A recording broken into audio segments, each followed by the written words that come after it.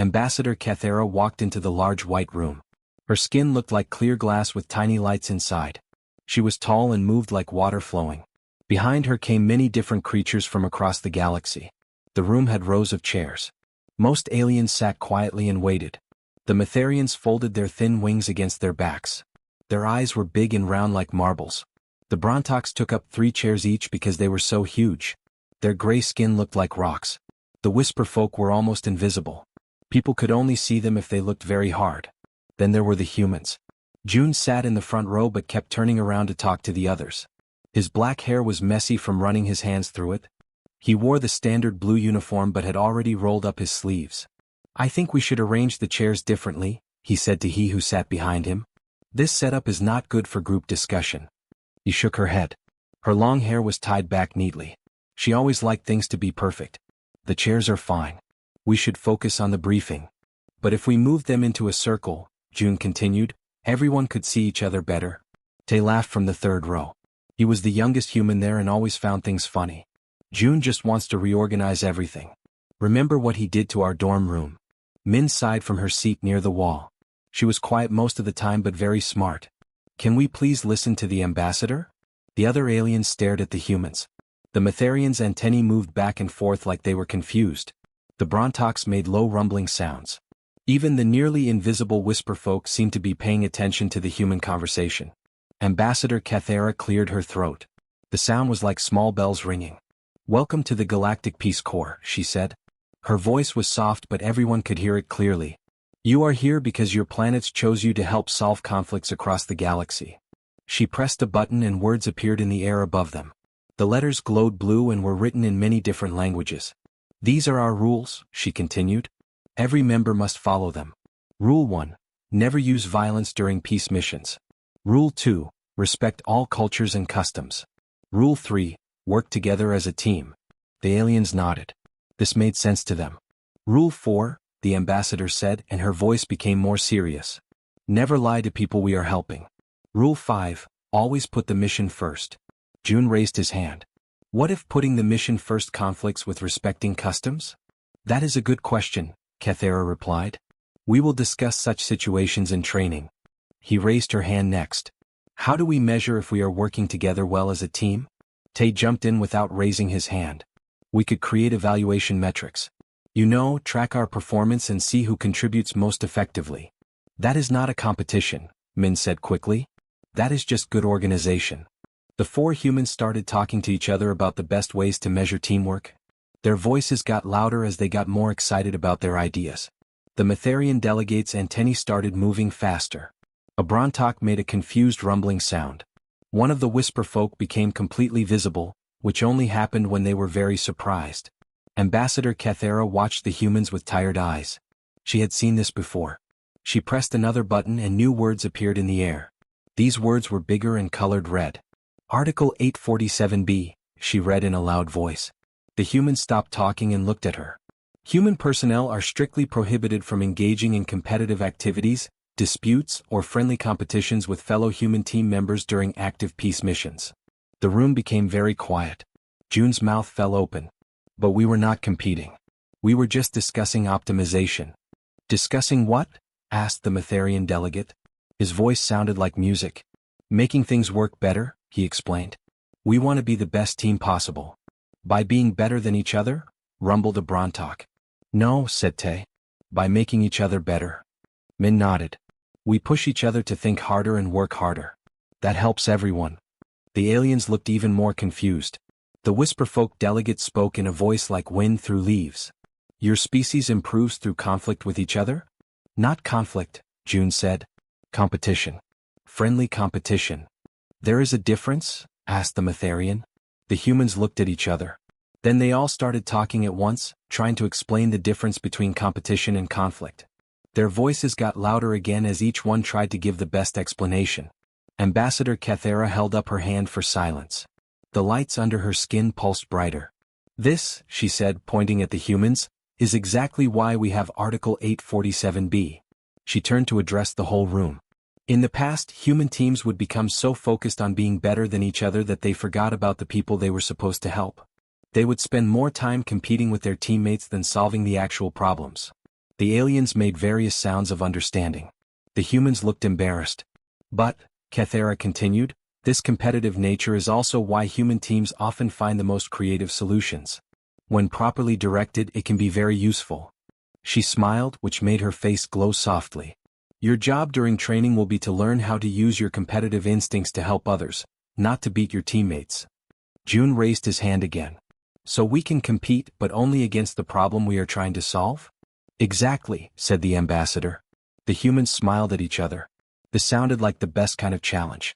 The other aliens were still confused, but they were beginning to understand that humans were very strange and very interesting creatures. The transport ship moved through space like a silver fish swimming through black water. Inside, the ship was warm and bright. The walls were white and smooth. Blue lights ran along the ceiling showing the way to different rooms. The alien delegates had found their favorite spots on the ship. The Metherians liked the observation deck because they could spread their wings and watch the stars. The Brontox stayed in the cargo bay where the ceilings were high enough for their huge bodies. The Whisperfolk floated near the ship's quiet engine room. The humans had taken over the main work area. Tables and chairs were pushed together in the center of the room. Data pads covered every surface. Holographic displays floated in the air showing maps, charts, and streams of information. The humans moved between the tables like busy bees. June sat at the largest table with papers scattered around him. His hair was even messier than before. He had been reading for 6 hours straight. I found something interesting about Zephyrian trade patterns, he announced to the room. He looked up from her own pile of research. Her hair was still perfect despite working all night. Trade patterns are important, but family structures matter more. The conflict started because of marriage disputes between the clans. Marriage disputes? Tay laughed from his corner where he was building a three-dimensional model of the Zephyrian settlements. This is about water rights. Look at my settlement map. Every major fight happened near river systems. Min had been quiet all morning, but now she spoke up. You are all missing the real problem. She activated a large holographic display that filled the center of the room. This conflict has been growing for 50 years. Each generation makes it worse. The other humans stopped their work and stared at Min's display. It showed a timeline with thousands of small events connected by glowing lines. Every argument, every broken agreement, every small fight was mapped out like a giant web. How did you create this? June asked. His eyes were wide. Min smiled a small smile. I read every news report, every legal document, and every personal diary that was made public. Then I organized them by date and relationship. He stood up to get a better look. This must have taken you days. 3 days, Min said. I did not sleep much. Tay whistled, which was a sound humans made when they were impressed. My settlement map only took 2 days, but I did sleep. My trade analysis was faster, June said. 1.5 days. But I focused only on economic factors. Family structures took me 2 full days, he added. But I included psychological profiles of the clan leaders. The 4 humans looked at their work spread around the room. None of them had told the others what they were doing. Each had chosen a different approach to understanding the conflict. That was when Gorth walked into the room. Gorth was a Brontok engineer. He was 3 times taller than the humans and covered in gray skin that looked like stone. His footsteps made the floor shake. When he saw the work area, he stopped walking and stared. What is this? His voice was deep like thunder in a mountain. Research, said June, we are preparing for the mission. This looks like 4 separate missions, Gorth replied. He moved closer to examine their work. His huge head turned slowly as he took in all the information displays. We each focused on different aspects of the problem, he explained. That way we can understand it from multiple angles. Gorth's small eyes looked confused. Why did you not work together on one analysis? The humans looked at each other. They had not thought about this question. Working separately is more efficient, Tay said finally. If we all studied the same things we would waste time. But you studied different things, Gorth pointed out. How do you know your separate studies will work together? Min activated another display. This one showed how their 4 research projects connected to each other. Trade patterns affect family relationships. Family relationships influence settlement choices. Settlement patterns create resource conflicts. And resource conflicts shape trade patterns. Everything connects. Gorth stared at the new display. You planned this connection? Not exactly, June admitted. We each just chose what seemed most important. And somehow chose 4 different things that all fit together perfectly, he added. Like puzzle pieces, said Tay. But we did not see the whole puzzle first. Gorth was quiet for a long time. Other aliens began gathering at the doorway to see what was happening. The Metherians fluttered their wings nervously. A whisper folk became visible, floating near the ceiling. You compete without competing, Gorth said finally. We do not compete, the four humans said together. Then why does each of you want your research to be the most important? The humans opened their mouths to argue, then closed them. They looked at each other with surprised faces. I do want my trait analysis to be most useful, June said slowly. And I want my family research to solve the biggest part of the problem, he admitted. My settlement map should be the key to understanding everything, Tay said. Min nodded. My timeline is the foundation that makes all your research possible. They stared at each other in silence. So you do compete, said a whisperfolk voice from above. But look what they accomplished, said a Metherian delegate, pointing at all the research displays. In 3 days they created the most complete analysis of a conflict situation I have ever seen. Gorth rumbled thoughtfully. They compete by cooperating. Or cooperate by competing. Is there a difference? Asked the whisperfolk. The humans looked at their work filling the room. Maps, timelines, family trees, trade charts, psychological profiles, and connection webs. All created separately but fitting together like they had been planned as one project. Maybe not, June said quietly. The aliens continued staring. They had never seen anything like human competitive cooperation. It should not work, but it clearly did. The conference room was big and round with windows that showed the purple sky of Zephyros Prime. 2 groups of aliens sat on opposite sides of a long white table. They looked similar but had different colored skin patches that glowed softly. Elder Voss represented the Northern Territories. His skin patches flashed angry red colors. He was old and thin with long fingers that kept tapping on the table. Across from him sat Elder Nera from the Southern Reach. Her patches glowed cold blue. She had not looked at Elder Voss since entering the room. Ambassador Cathera stood at the head of the table. Her glass-like skin reflected the light from both groups. We are here to find peace between your peoples, she said in her calm voice. Peace? Elder Voss's patches flashed brighter red. How can we have peace with thieves who steal our ancestral lands? Elder Nera's patches turned darker blue. Thieves? We lived in those valleys for 1,000 years before your people even learned to farm. Your people abandoned those lands during the Great Drought, Elder Voss shot back. We made them green again. We built cities there. We left temporarily to survive, Elder Nera said, her voice getting louder. That did not give you permission to steal our home. The 2 elders started arguing faster. Their voices echoed in the big room. Their skin patches flashed angry colors at each other. Ambassador Cathera tried to speak over them. Please, we can discuss the historical claims calmly. But neither elder was listening anymore. Elder Voss stood up and pointed at Elder Nera. Your people are the reason our children go hungry. Elder Nera stood up too. Your people poison our water with your factories. Enough. Elder Voss shouted. His patches were now bright orange with anger. We will not negotiate with criminals. Elder Nera turned her back to him. This was the worst insult possible in Zephyrian culture. Then there is nothing more to say. Both elders walked toward the doors on opposite sides of the room. Their advisors followed behind them, looking worried but not surprised. The peace talks had lasted exactly 47 minutes. Ambassador Cathera looked helplessly at her team. The Metherian diplomats tried their formal greeting rituals, hoping to bring the elders back. The Whisper folk attempted to calm everyone with their soothing mental touch. The Brontox offered to mediate with their deep wisdom. Nothing worked. The elders left the building with their people. The humans sat in a separate section marked Observers Only. They wore special badges that meant they could watch but not speak unless someone asked them a direct question. Article 847(b) was very clear about their role. June watched the elders leave and shook his head. This is going badly. The family research showed this would happen, he whispered.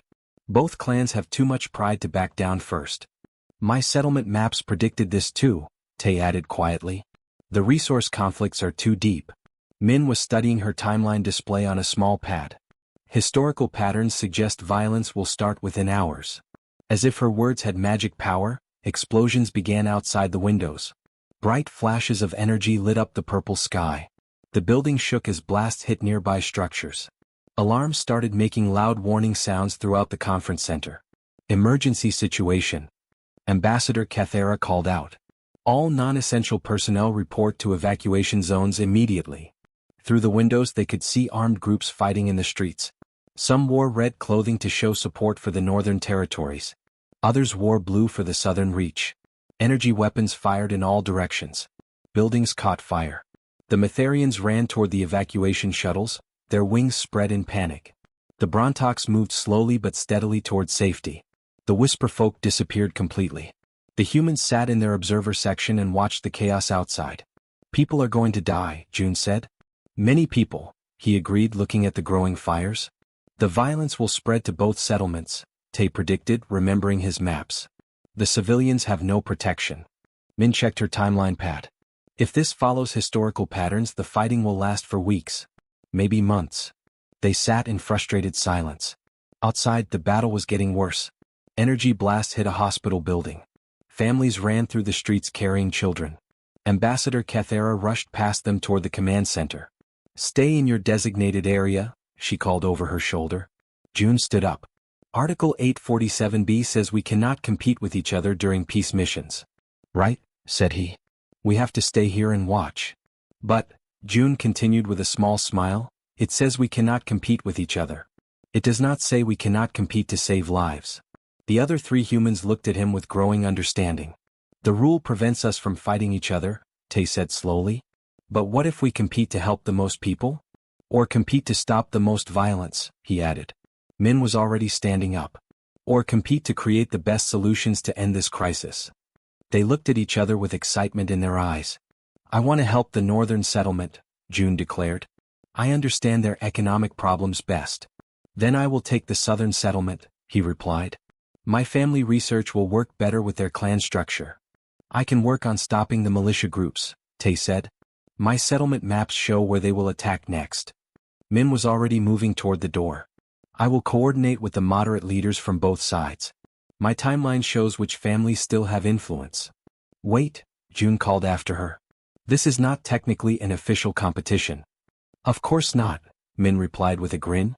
We are just four humans who each happen to want to be the most helpful person in this crisis. May the best peacemaker win, he said. They ran in different directions as energy blasts continued lighting up the sky outside. None of them was officially competing with the others. They were just each trying to be more helpful than anyone else had ever been. It was completely different from competing. Obviously. June ran through the streets of the northern settlement. Buildings around him had scorch marks from energy weapons. Broken glass covered the ground. People hid in doorways, afraid to come outside. He found the northern militia leader in an old warehouse. The man was tall and angry with red war paint on his face. His name was Commander Vex and he was shouting orders at his fighters. We attacked the southern water plant at dawn, Commander Vex declared. That will show them the cost of stealing our lands. June stepped forward. His blue Peace Corps uniform looked very small compared to all the armed fighters. Commander, I need to talk to you about economics. The fighters laughed. Commander Vex stared at June like he was crazy. Economics? We are at war, Peace Boy. That is exactly why economics matter, June replied. He pulled out his data pad and showed trade charts. Look at these numbers. Before this fighting started, your people traded goods worth millions of credits every month with the southern settlement. Commander Vex glanced at the numbers. So what? So what happens to those millions of credits if you destroy their water plant? June asked. They cannot make their products without water. No products means no trade. No trade means your people lose those millions of credits. The fighters stopped laughing. Commander Vex looked more carefully at June's charts. Meanwhile, across the city, he had found Elder Nira in the southern settlement's emergency shelter. The elder was surrounded by frightened families. Children were crying. Old people looked tired and scared. Elder Nira, he said respectfully, I studied your family histories. I know about your great-grandmother. Elder Nira's blue skin patches dimmed with surprise. What do you know about my family? Your great-grandmother married a Northern Territory man in 2387, he continued. They had 5 children together. Those children had families that spread across both settlements. He activated her holographic display. It showed a complex family tree with glowing lines connecting hundreds of names. Look at this. 40% of your people have northern relatives. 60% of their people have southern relatives. Elder Nira stared at the family connections floating in the air. I did not know it was so many.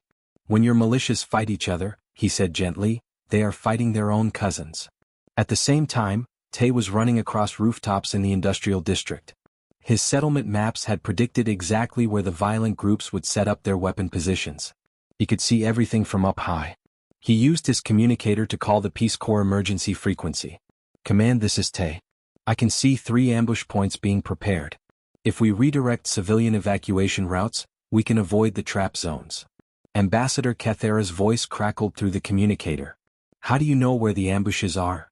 "I mapped optimal strategic positions based on settlement layout and resource access points," Tay explained while jumping between buildings. "The militia leaders are choosing predictable locations." He spotted another problem. "Also, I can see a fuel depot that is about to be attacked. If it explodes, the fire will spread to residential areas. We need to evacuate 6 blocks immediately." While Tay coordinated evacuations from the rooftops, Min was in the old city center talking to a group of moderate leaders from both sides. These were people who wanted peace but had no power to stop the fighting. "The historical pattern is clear," Min told them, showing her timeline data. "Every previous conflict between your peoples ended the same way. Both sides fight until they are too exhausted to continue. Then you spend years rebuilding what was destroyed." An old southern woman nodded sadly. "My grandmother told me stories of the last war. So much was lost. But this time can be different," Min continued. "Look at these economic projections June created. Look at his family connection research. Look at Tay's infrastructure analysis." She connected her data pad to a large display screen. Information from all 4 humans appeared together. Trade benefits, family relationships, strategic vulnerabilities, and historical patterns all combined into one clear picture. "Your peoples need each other," Min declared. "The data proves it." Back in the warehouse, June was still talking to Commander Vex. But now his communicator was buzzing with updates from the other humans. "He just convinced Elder Nira to call for a ceasefire," June announced to the northern fighters. "She did it by showing family connections." Commander Vex frowned. "Family connections? Your daughter married a southern man last year," June said, checking his data. "His name is Cole. He works at their water processing plant. If you destroy that plant, your son-in-law loses his job. Your daughter's family has no income." The commander's red war paint could not hide his surprised expression. June's communicator buzzed again. "And Tay just prevented 3 civilian areas from being bombed. He is working from rooftops to coordinate evacuations." More messages came through. "Min has gathered moderate leaders who want to restart negotiations. She has historical data showing peaceful solutions work better than war." Commander Vex listened to all these updates. His fighters gathered around to hear too. "So," the commander said slowly, "your 3 friends are all working to end this fighting?" "Yes," June replied. "And I am trying to do the same thing by talking to you about economics. Are you competing with your friends to see who can help the most?" June paused. Through his communicator, he could hear he successfully negotiating with another southern leader. He could hear Tay directing emergency services to save trapped civilians. He could hear Min organizing a peace meeting. They were all doing amazing work, each trying to outdo the others in helpfulness and creativity. "Maybe," June admitted with a small smile. "But if we are competing to see who can save the most lives and create the best peace." Commander Vex was quiet for a long time. Then he started laughing. "Your species is very strange, Peace Boy." "I know," June agreed. "Tell me more about those trade numbers," the commander said.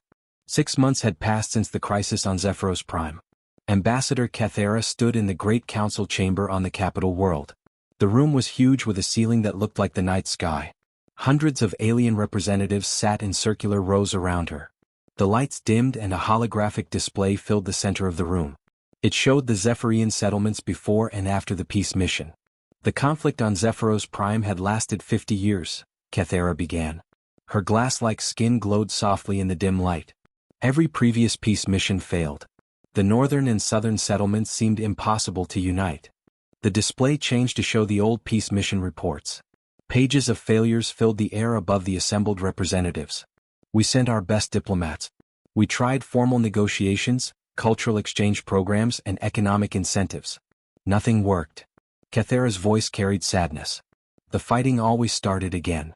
A Matherian delegate raised a wing. "But this time was different." "What changed?" Kathera smiled. "This time, we accidentally discovered how to properly use human competitive cooperation." The display showed footage from the crisis day. June talking to militia commanders while checking messages from his teammates. He convincing elders to consider family connections while listening to updates about Tay's evacuation work. Min organizing peace meetings while incorporating data from all three other humans. Look carefully at what happened, Kathera continued. The humans were not supposed to participate in active negotiations.